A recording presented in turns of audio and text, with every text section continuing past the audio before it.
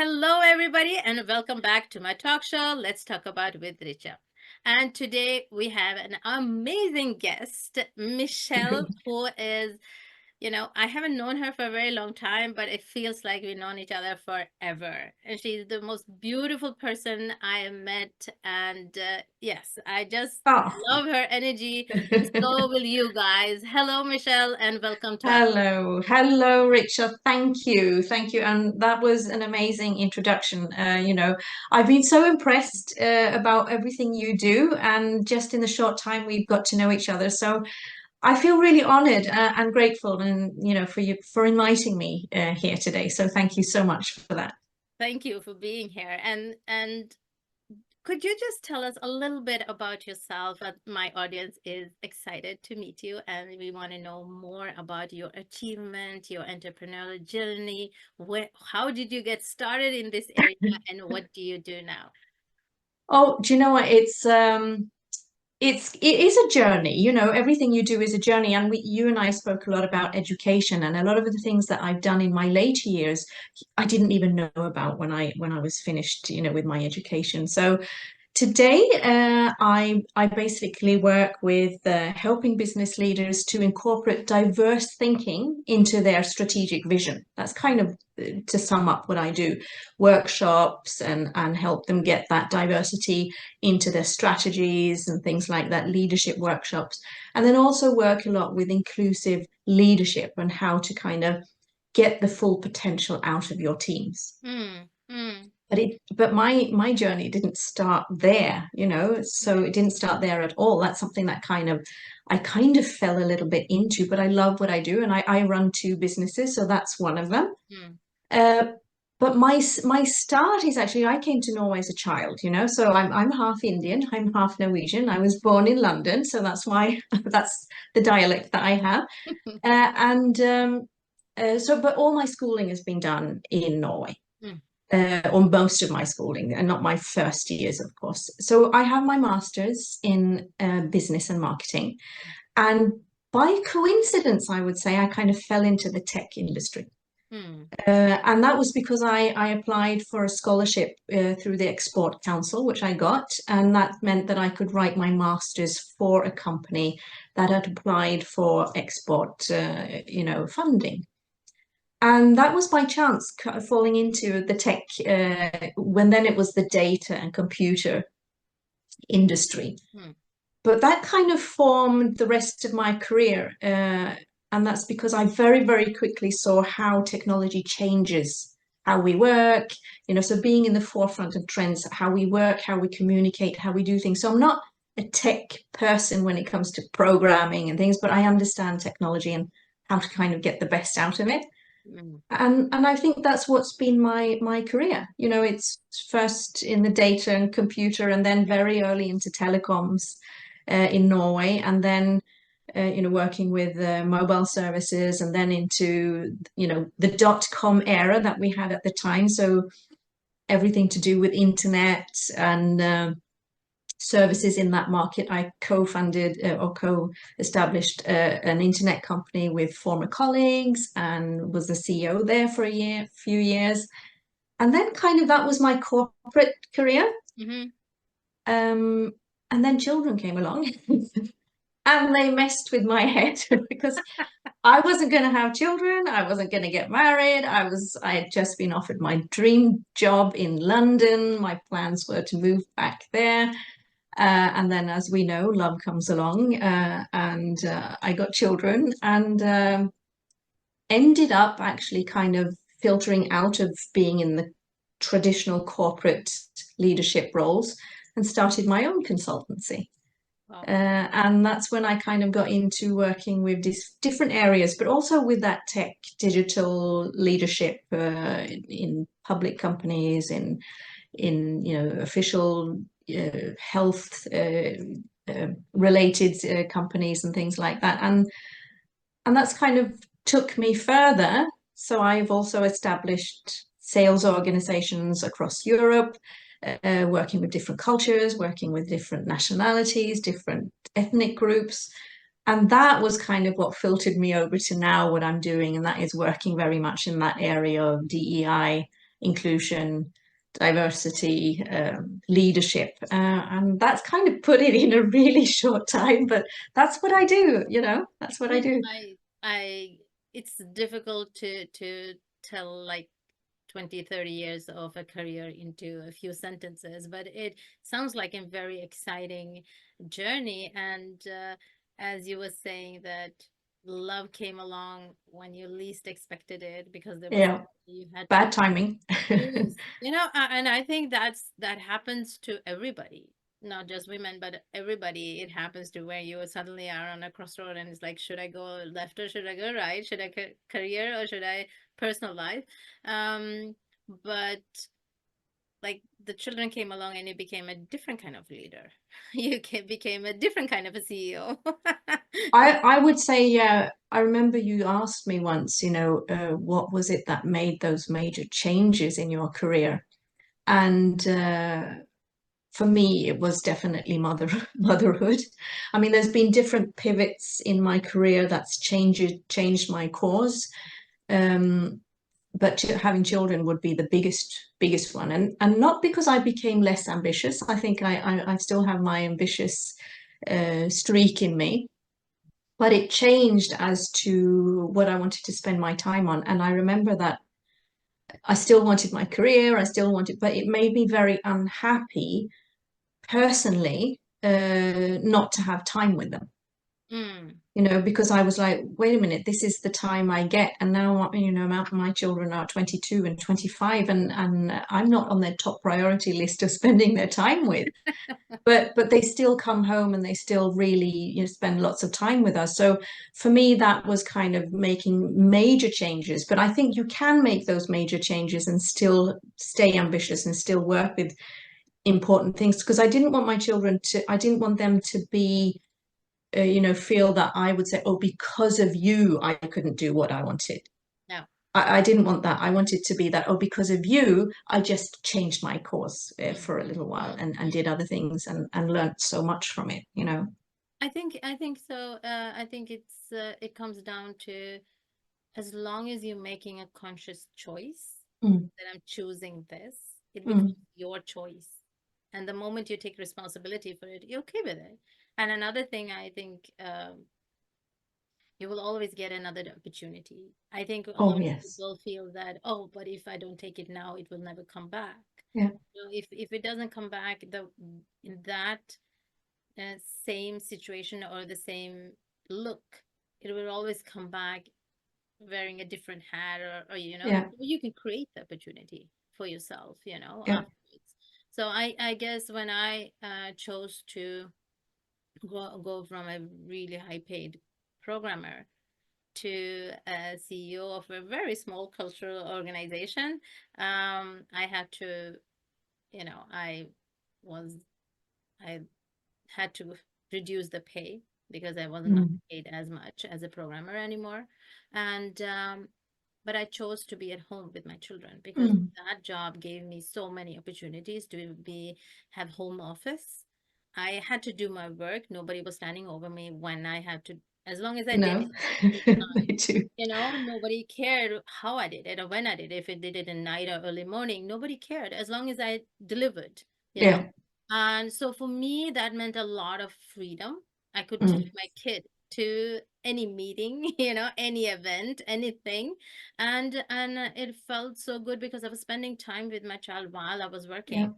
And so I consciously made that choice that I want to spend as much time as I want. And if in the future I need, I'll just, you know, get a new degree or education and get yeah, that kind of yeah, opportunity again. There's yeah, always opportunity if you want to.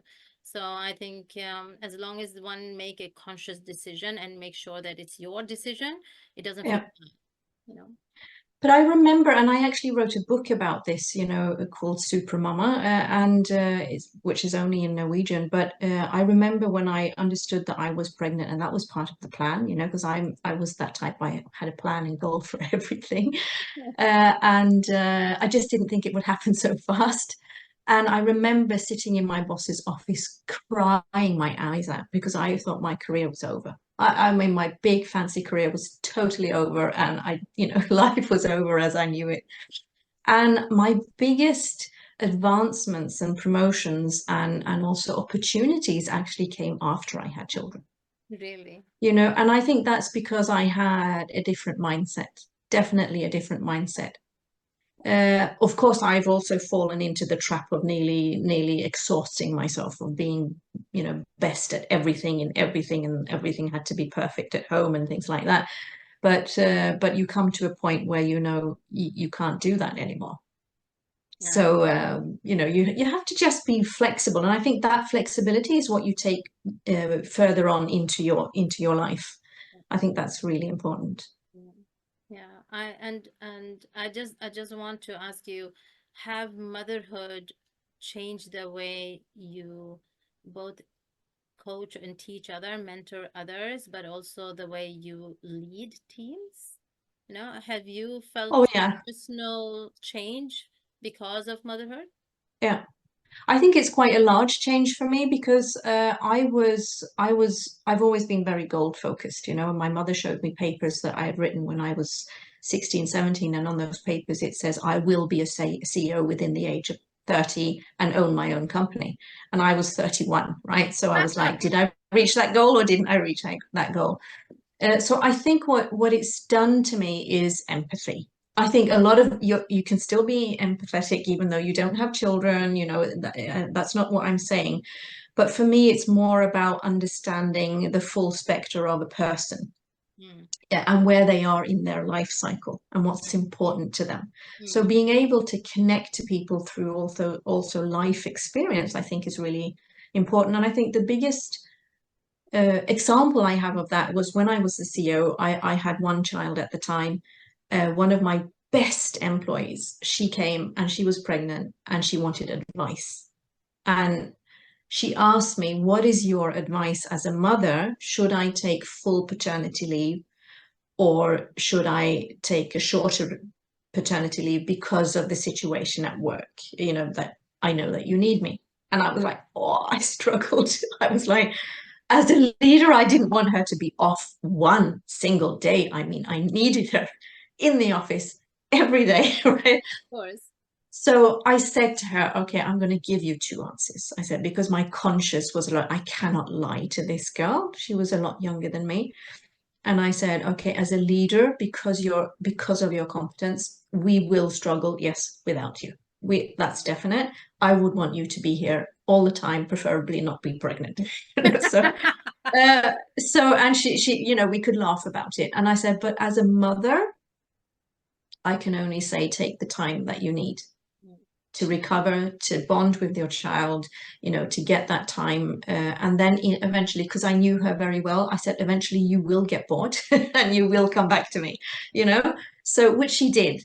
And I don't think I would be able to give that human factor. And, everybody's talking about the triple bottom line, people, planet, profits.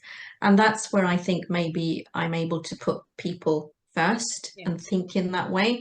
And that's what motherhood has done for me personally. How it is for everybody else, I don't know. But also planning, multiple planning projects. I think we could be like, oh my God, it's not just one and one project. It's like you've got 10 ongoing projects at the time. So yeah. One of the artists in India, she always say, Richa, you are an Indian goddess with 12 arms. Yeah. Yeah, I always look at you definitely. as Durga because you have like Definitely. 12 arms, a lot of projects going on all the time, and connecting with your children, family, Definitely, yeah. all this. And I think it's from a business perspective, I think one of the things that was also a changing moment for me was actually I mean, I always very early understood that I wanted to run my own businesses. Mm. But when I was the CEO and our company was acquired from a larger consortium, and suddenly we had new owners, and I was the CEO and wouldn't probably be the CEO very longer because of the decisions we had made. But I remember one of the new owners coming to me and said, Michelle, we are uncertain if you will deliver the results that we're looking for in the future. We're uncertain that that person is you. And I was like, okay. I know everything about the business, and I don't. There should be different leaders at different stages of the business. So I was like expecting probably an answer connected to that, since I was one of the founders. And then he turned around to me and he said, "As until you can look at your employees as commodity, you will not deliver the results that we want." And I was like, "Wait a minute, these are people, they're not commodity." I'm like, "But what do you mean?" Yes, and you can't be so attached to your people. You have to be more attached to your profits. Um, And that's when I also understood that being a mother probably for me also had changed my value system a little bit of seeing the bigger picture of, you know, who do I want to be? What do I want to be remembered as? What type of person will I look at in the mirror every day? And I think that's also kind of that is still instilled in me as a really important point of a career change that I made, because then I understood that I had to be elsewhere than mm, in that company. mm, mm, mm. Mm. Well, that's actually pretty hard, coming and saying, no, you are not that kind of leader we're looking for. It's like, that's feels. And probably I wasn't, if that was what their agenda was, No. then you have to make some choices. Because I know I could have done it, I could have gone home and said, okay, it's a new ball game, this is who I'm going to be. But I don't think I would have liked myself very No, much. I don't think you would have been able to do it for a longer period of time No, no, without having to feel that you're compromising your own values every single day and every time you're yeah, kind of pushing the people. No, it's that's so amazing to listen to your journey, but you are about to take another journey to yes, another country because you are very yes. international. You've been working internationally all over the world. You were born in England, but you lived in Norway, and you have a little bit of Indian roots, but you have also connection in Malaysia, and you're kind of a very international person. Mm. So where is your journey taking you now? Well, fingers crossed, Richa. It's taking me to India. And I'm Like, very excited. Yeah, I know I am excited, and I'm also a little bit petrified because I am half Indian. My father or my grandparents were born in India, and from what I understand, my grandfather spoke Hindi and Tamil, so a little bit of both. And they traveled to Malaysia to work, and that's where my father was born. I've grown up, and my father traveled to the UK where he met my mother, right? So who was an only child from Norway. So you can imagine the devastation on both sides of the family, where nothing went as planned. But moved to Norway as a child, and I've always been so proud of my heritage. My Indian background as well as my Norwegian background with a dash of English, as people say. Uh, but then most of my family lives in Malaysia, or the family that I have contact with. But I understand that we have a huge amount of family in India, which I don't really have contact with. But I grew up, I wouldn't say I don't know your cricket stars, your movie stars, things like that. But I grew up with Indian food and Indian culture and Indian upbringing. Hmm. Like seriously, I mean, and sometimes because I have mostly, really Norwegian friends because that's what I grew up with. And what's been so brilliant to get to know you, Richa, and other Indian women, that is that when I speak about my childhood and my upbringing, we have so much in common, and it's like a little piece kind of missing. Yeah. Because when I speak to my Norwegian friends about things like that, they have no idea what I'm talking about. Mm. And they think everything is very strange. So even though I'm completely kind of in the Norwegian culture, I always have that other thing that's my Indian culture, and especially when it comes to fathers of that generation and things like that.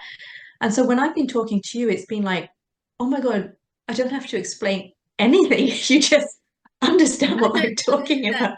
like, this is And, how it is in an and Indian. I'm like, oh, others have got it the same way as me. And that has definitely been a missing piece of that puzzle. And and also I see, my children are also very drawn to that side of the family and very drawn into culture and religions and everything that has to do with that. And we have it on our wish list. We want to go to India and things like that. So when India came as an option in the other business that I'm running, I was like, oh my God, this is kind of so correct. So basically what we're doing there is that I run sales teams all over Europe mostly, and that's where I partnered with a leading company within health and wellness, basically. But they are a global leader in disruptive technology as to developing products that give fast visual results. So that's kind of, but it is a brand affiliate program. So it is a scalable tech business with products attached to it. But when I saw, the demographics of India, and I see, everybody wants to work in India, right? That's not only me. There's like, I don't know how many companies are knocking on India's door right now, which so it's a lucrative time to be in for Indians. But for me, it's a personal agenda. Yeah. I'd really, really love to connect to people with similar heritage as myself, and similar values and similar ambitions. I have a huge vision of what I want to do, and basically that's also with you, Richa. You've been so kind and opened your doors for me, which is unique, by the way. So hats off to you for that. No, I Yes, I'm I think really. I think as you say, the missing piece. I think for you, it's because of that understanding. But I also, even though I'm born here, I'm my Norwegian friends couldn't understand the way I was uh, being brought up. And a mm, lot of my Indian friends would have different home culture and yeah, they have it as strict as me, could not understand either. no, So when we talked, for me, it felt also as like you are a missing piece for me, like a friend who can understand that but also have that Norwegian aspect because I yeah, have a lot of very like traditional Indian friends who came to Norway in a adult life, but they still have their upbringing in India where everybody has the same yeah, upbringing and have the understanding for that.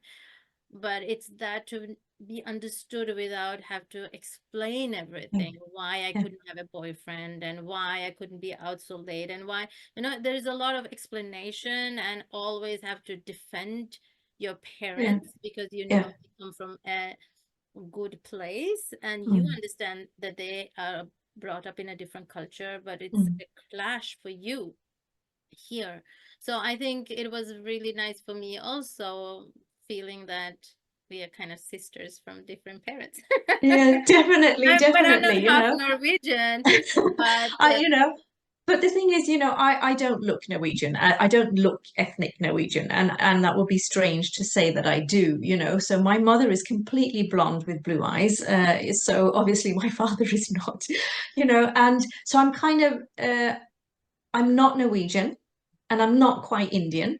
And I met somebody from the UK, and since I speak as I do, and I'm born in London, he said, "Oh, but that means that you're British." And I'm like, "Really? I don't, I don't, I've never been called am I British British? before." And I've just been to Morocco on holiday, and everybody thought I was Moroccan. I've been to Turkey, everybody thought I was Turkish, and I had somebody do some homework here in the house, and he asked if I was Chilean, from Chile. So I mean, I could be anything, but emotionally, I know very much what where I kind of have my connections, You're but I beautiful. think that's a And strength I for what us. I love about it is that you're taking the beauty of India. I love Yes. your beauty, you're dark and brown eyes. Oh, thank you. just taking the best part, and it doesn't matter. I don't even know the cricket players, and I'm not very I'm not too invested in cricket either. But yes, I am very invested in Bollywood, so I know all the Yes. stars. So yeah, so we have something in common. You talked about the pivotal moment, but and you have had so much experience and so much success in different areas. And as I come to know you, you are a beautiful, successful mother, I would say, because your children Thank you. be so grounded and take good care of you. Um, But how do you actually define success? Coming from with an Indian father, right? With a he didn't come from a lot of means at all. So of course he did that travel for us so that his children would have a better life. So if you'd asked me when I was in my 20s and my first job, my success definition would be very different because that would be very much attached to what my father would think was success. And of course, my titles and my salary and my, where my position in life and my house and things like that. And I've had all that, you know. And one thing I learned was that I remember this so well. I'd been the CEO for a year, I think, Mhm. and good income. We bought a big house and I had a personal shopper and all this stuff. And I remember thinking, this was it. Oh, I mean, Am the I there? reward didn't, I thought the reward would feel good longer. Ah, So then that's where I understand that I am an entrepreneur. I can't really work too much with operations. I can do it well, but I need to go in and clear things up and establish things and create things. And, if there's something that's not working, I need to fix it kind of thing, So that's where I understand that I am that type of entrepreneur. So today for me, I think, especially now through the children, I come from a turbulent background. I'll be honest about that. So does my husband. And because multicultural is not only without friction. And we decided very early that the war is outside the family. Inside the family, there is no war. Inside the family is where you recover, where you gain your strength, your energy, your happiness, your everything. That was kind of what we wanted to create together. So for me, it's success when the children come home and say, "Oh, I just need to recover. I just need to be at home for a few days because the world outside, oh, I'm tired." So the fact that my children want to spend time with me without me having to nag. I mean, I don't have to ask. They will call and say, "Mum, why don't you come down to Oslo and let's have a cup of coffee and a chat?" mm, That for me mm, is success, wow, and that I have good friends that I trust mm, around me. And I'm privileged because I can say that because I've done all the other stuff. mm. But in the end, you can't take that with you. And we all know that, but we need to be reminded. So for me, it is, I want to sit in my old age and have really quirky friends that I can sit and giggle with and have a glass of wine if that's what people want to do, and that my children will come and see me. Wow, That's kind of success for me. Yeah. beautiful. Wow. Oh, I hope you'll be one of those quirky friends, yes, I will Richa. definitely be there. I can already visualize it. That's why I said beautiful because I was already there with the wine, being one of the. And hopefully the success for me is also to be able to stay healthy. Yeah, definitely. I think that's important. And that's what I teach everybody who asks me for tips about, what should I do? And I said, your health is your wealth. If you don't have your health, you don't have anything. So stay healthy, take care of yourself, you know, spend time on friends and good friends, people who want you to succeed and have your best interest at heart. So I think that wasn't a sorry, that was a No, longer version of no, success, really but beautiful. that's kind of I think what I would say. But my answer would have been different, when I was in my 20s. Yes, Yeah. a lot of the guests who answer this say that it changes from time to time, depending on um, what age you are, in which Yeah. situation you are, and in the end, when you get to this point, is more of a feeling than necessary all the things that you've collected. Because I have a friend, a very close friend, and she's divorced, and her ex is divorced 2 or 3 times, and he's very successful. And I mean, in what he does, he's amazing at what he does, um, when it comes to his work, right? But for me, that isn't success, No, you know. It might be for him, but yeah, not for me. we define it differently. We all Yeah. define it differently. I was asked something many years ago, and to make a choice. that would exclude Dennis a little bit. It would fast track my Mm. success career wise. And I thought, well, what would I do with it? Let's say I Yeah. get to the top where I want to be and achieve that goal by doing all of these things, and I'll be on alone on the top. No, Yeah. I want something that I can share with him. Then Yeah. only with that moment that I achieve that goal, be successful, I'll Mm. feel fulfilled if I can share it with him. If he's not there, then what kind of success is that? That means there's Mm. a lot of money and Yeah. maybe titles, as you mentioned. Yeah. But so you have two different businesses, Yes. more or less they integrate with each other, but still they are two separate businesses. Yeah. And you are an awesome mother, and it seems like you take good care of your friends. You are also very attentive to your parents, and you do so much. Like I said, 12 arms, so many Yeah. Too much. arms. Yeah. And how do you manage your time?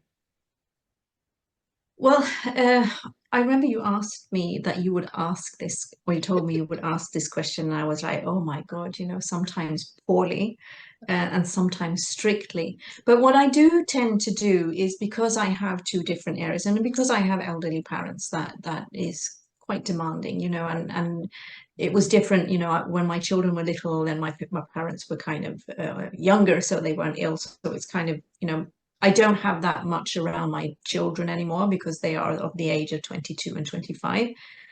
Um, but what I do is that I make 90-day plans. Okay. So I do that. I don't very seldom I have my big plans, but then I have my 90-day plans. And I'm in that process of making it for the autumn, basically. And that is just to kind of constantly remind myself of how closer am I and what is it that's stopping me from not getting to where I want to be, kind of thing. But that doesn't always work out. So what I try to do on a day-to-day basis is that I always know what I'm going to do tomorrow. Mm, So if I have, like today, I have meeting with you and such a good conversation, but then the rest of my day is completely chock-a-block, mm, right? So what I tend to do is that I have 2 or 3 days that are really chock-a-block where there is no room for anything else except exercise in the evening, mm, right? mm, And if I can't have time for a run or something like that, or then I go for a walk. mm. No matter, I can go out walking at least 10, 11 in the evening just to get that stress out of my body. Okay. And then if I have those 3 days a week, I always have 2 days where I have no meetings. Where that's, so I don't like to have like one little thing every day. I like to have it chock a block for 2, 3 days, and then the rest of the days are things where I can recover, I can regroup, I can do the work, I can, those things that you have to do between meetings. So that's kind of how I organize things. But Oh, then there can be an email, which I'm so nosy. I can I cannot have an email come in from somebody that I find interesting and then not read it, so I can sidetrack like everybody else. yeah. But I probably should be better at it, but that's how I try to do things. I plan like crazy. And that for me is flexibility because it means that if my days are planned, and then you suddenly say, Michelle, what are you doing on Thursday? Well, it's my do nothing day, but I do stuff, but it still gives me flexibility to do what I like, And you know? spontaneous. Yeah. So that's kind of how I work around things. But my Sounds 90-day amazing. plans are, It sounds amazing, and it gives you time for both structure and plan and predictability, but at the same yeah, time, you have put aside time where you can do spontaneous stuff. And yeah. And I nice. try to keep my evenings as free as possible. Yeah, yeah, yeah. Basically, before I used to be, it would be like 12 hours every single day, but that's not going to do me any good in the long run. So I try to kind of finish at the latest 5:30, 6 o'clock, and then I might have evening meetings, but then I'll have a slow morning. So that's kind of how I do it. So Nice. hopefully that's a little bit of tips Yeah, about how yeah. people can manage their full days. But it's good. I think we can learn from various successful people how they do. And I don't think there is one single right answer for anything. It's just good to be inspired, you know. Mm, Some people, they don't, they're not inspired to do it this way, but mm. you could try it your way, you know, and see if that works for them. So thank you for that. And you mentioned that you take a run or you go for a walk just to kind of stress down. Is that part of your routine to stay healthy? Oh And yeah, what other routine or habits do you have to focus on your health? Because you mentioned your health is your wealth. yeah. So do you have specific routines other than walking or running to take care of yourself? Yeah, I definitely do, because I had to learn the hard way. I actually grew up with a father that was very particular about our exercise, right? So I've always been into sports. Wasn't so much into arts, it was sports in our family. We had to have a sport and a team sport. So I used to play handball for many years. I used to be a horse rider. I've always been active skiing and things like that. And now what I do is basically in the winter months I do train weight training because after a certain age women should do weight training just so everybody knows for their core muscles. Yeah. I do sometimes depending on my mood I run. If I run I always run, or I would say jog, not run. I jog in the forest. Hmm. It has to be in the forest. That is, and then I don't have music. I just listen to the forest when I'm running. Oh, wow, sounds I fun. do a lot of walking. I love walking. So I would probably walk between 20 and 40 kilometers a week. Oh, wow. But then I will listen to things. I will listen to podcasts. I'll listen to music. I'll have a chat with a friend that I haven't had time to chat with, or my mother, that can take time and things like that. Uh, and then I think I love trekking in the mountains, which you can only do summer or and autumn and things like that. So not in the winter. But for me, I think being outdoors is really important, and I practice mindfulness, especially the breathing exercises, because I used to be really, really stressed. I'm not good at meditation. I'm not good at sitting still. I've tried all these things to do your 30-minute meditation and gratification affirmation in the morning, and that I'm really crap at that. So I am, my mind is going pew pew pew, all over the place. So I've given up on that. I have a coffee with my cat in the morning, and just do my morning routine. But mindfulness is something I do every day when I go to bed. Hmm. I'll do my breathing exercises before I fall asleep, and that is kind of if I'm stressed or anything like that. I think that is something. I did 2 courses and that really helped me. I did 2 yoga courses, and I was so bad at it because it wasn't for me. I'm too impatient. But the mindfulness breathing exercises is something I really would advise people to look into, because that's really something that's de-stressed me a lot, cleared my head, especially if I get migraines or something like that. Yeah, so that's kind of what I do. I love that because um, we are all very different. And for some people, deep breathing and breathing exercise is much more tangible because you can Mm, use it much more in the body and it's not so yeah, abstract. And for other people, it's not enough. You know, mm, they want to go deeper. They need to go yeah, much more visualized, and they need to, yeah, go almost in a different dimension mentally. yeah, So and it's a very it's very much fun for me to observe how different we are because we talked about yeah, how similar we are, but now it's the thing that very separates us and differentiate us to you are so much into sports and yeah. me not at all.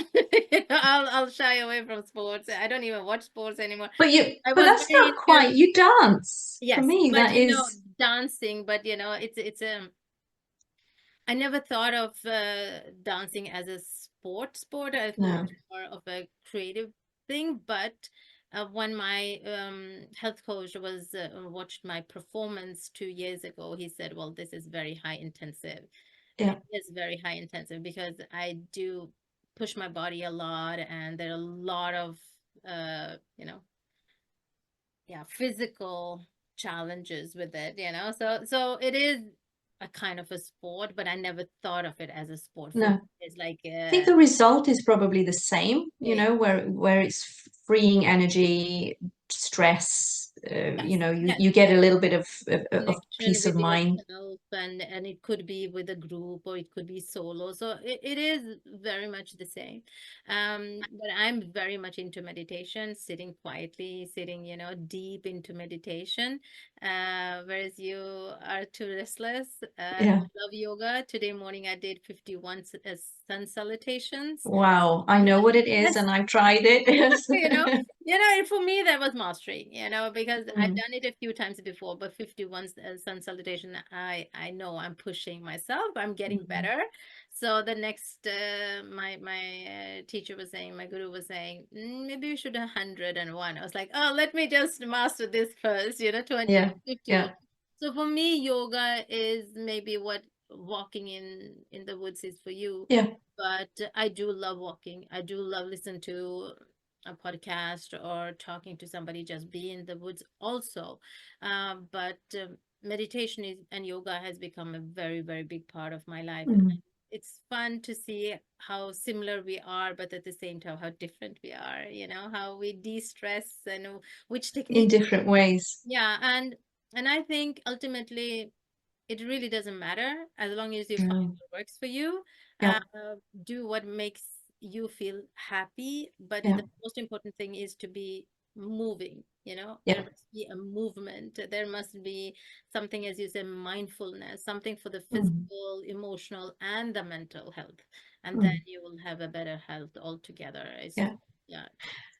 But I can also be really, really lazy and just eat my chocolate in front of Netflix with my feet in the sofa. So, I mean, I don't want to And paint that a picture of us. myself being perfect in any way, because sometimes if my head isn't working, I don't feel like anything. I can also just de-stress with a really good movie that I will never remember afterwards, but still it just clears my mind. So I think that's why I feel so privileged that I have the opportunity to do all that, and But just but feel good about it. but a movie and some popcorn or chocolate is also taking care of your health. Yes, yes. It's another way to Well take care of said, Richard. Well said. so that goes into that. Okay, so with all of your expertise, what kind of advice would you give to people who have small businesses or just starting, young, or doesn't matter where, like age wise where they are, but they're just starting out on Mm, their entrepreneurial journey? What mm, kind of advice would you give to them? mm. First of all, you need to have your goals straight. You need to know what is it that you're going to achieve and break that down into smaller sections and reward yourself as you go along. But I think because somebody, Innovation Norway asked me this question a few months ago, and I said that you will make mistakes. Mm, Everybody makes mistakes. Don't beat yourself up about it. That will give you learning to make a new decision. So I think I've done so many mistakes, Richa. I seriously, looking back, I'm like, what was you thinking, Michelle? And that's why I have that experience that I have today, because I've made those mistakes and I've learned from it. So don't beat yourself up about it. But also, uh, attract smart people.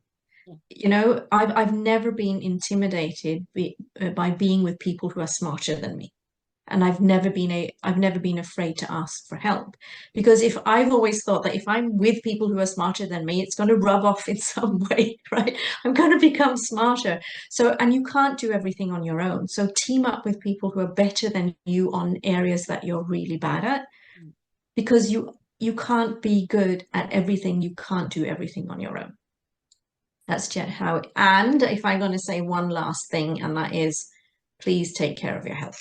mm, mm, So it is difficult, because I've been an entrepreneur so many times, and you dive into it, and but again, if your health's not working, then your business is not going to work. And also, I remember somebody asked me, how is it that you have those successes? And for me, it is that it has to function at home. yeah. when it functions at home, I can conquer the world. Hmm. If it's not functioning at home, I am useless, you know? So I that's think me personally. So, very, very good advice, because I think that is true for most of the people. I mm, think that it's true. I mean, yes, some people may then push their full energy into their career if it's not working very well at home, but just very few will be able to sustain that for a very long time. yeah, It's when you yeah. yeah. And seek advice because, I work with a lot of young leaders who've never been leaders before. They want to become leaders. And then that's a different ball game than working with someone like yourself, Richa, who has a lot of leadership experience and coaching experience. Hmm. And when I'm working with the younger ones, then I'm like, okay, you haven't done this before, so let's work together, let's team up together. So I'm looking for people like that who have Indian heritage to team up with me and share a vision and learn from each other.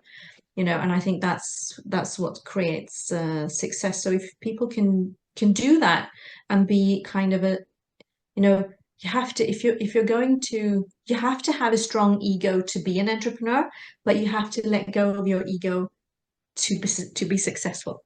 Wow. So it's yeah, and that's why you see a lot of entrepreneurs who really blast it in the industry. After a while, they are sidetracked, Hmm. because they can't keep up with the fact that they can't be best at everything anymore. There's lots of studies done about this. Why is it that those who are the original entrepreneurs get sidetracked and put on the sideline eventually? Because it's different leaders at different stages of a business. But if you're humble to understand that your ego shouldn't be in the driving force of the company or whatever you're trying to build, then yeah, then maybe people could stay longer. But I think, if I could answer all of those questions, I would be a millionaire. But you know, so, but You're yeah, getting there. You're getting there. yeah.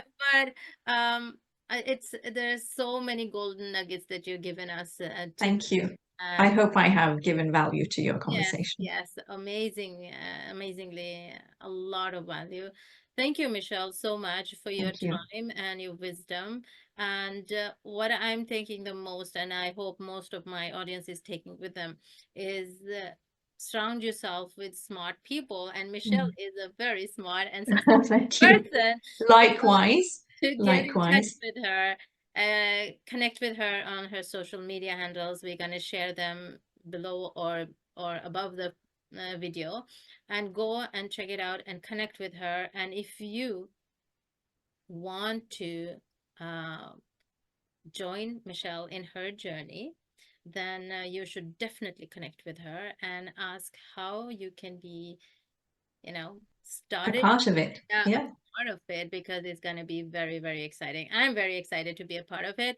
So you guys don't delay it. Get in touch with her and follow her and learn from her. She's amazing. I Thank you. look forward to it. And thank you so much, Richa. Thank you so Thank much. you for And your time, your wisdom, and your company, and a beautiful chat. And I hope we will see you soon again. definitely. Thank you, Richa. Thank you so much. Okay, everybody, take care of yourself. Until next time, be kind to yourself and kind to others. Lots of love. Bye. Bye.